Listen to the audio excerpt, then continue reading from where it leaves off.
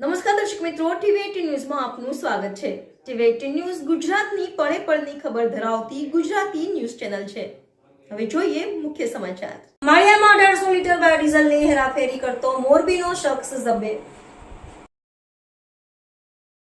વરસામેડી ફાટક પાસેથી 3.28 લાખનો મુદ્દામાલ કબજે। માળિયા મીણા પોલીસની ચોક્કસ બાતમીના આધારે નવલખી રોડ ઉપર વરસામેડી ફાટક નજીકથી સુપર કેરી વાહનમાં બાયોડીઝલની ગેરકાયદેસર હેરાફેરી કરી રહેલા મોરબીના શખ્સને 1800 લીટર બાયોડીઝલના જથ્થા સાથે ઝડપી લીધો હતો।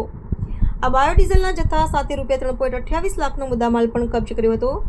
માળિયા મીણા પોલીસની ટીમને બાતમી મળી હતી કે નવલખી રોડ ઉપર ગેરકાયદેસર રીતે બાયોડીઝલની હેરાફેરી થઈ રહી છે।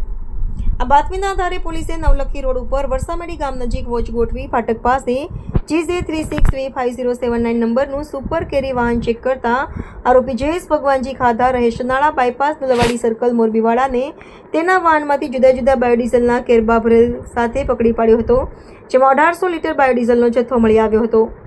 આથી પોલીસની પ્રાથમિક તપાસમાં બાયોડીઝલના બિલ કે પુરાવા આરોપી પાસે ન મળતા પોલીસે 1.26 લાખનો બાયોડીઝલ સાથે 2 લાખની કિંમતનું સુપર કેરી વાહન અને એક મોબાઈલ ફોન જેની કિંમત ₹2000 કબજે કરી કુલ ₹3.28 લાખના મુદ્દામાલ સાથે આરોપી વિરુદ્ધ આગળની કાર્યવાહી શરૂ કરી હતી। ટીવી18 ન્યૂઝ ગુજરાતી।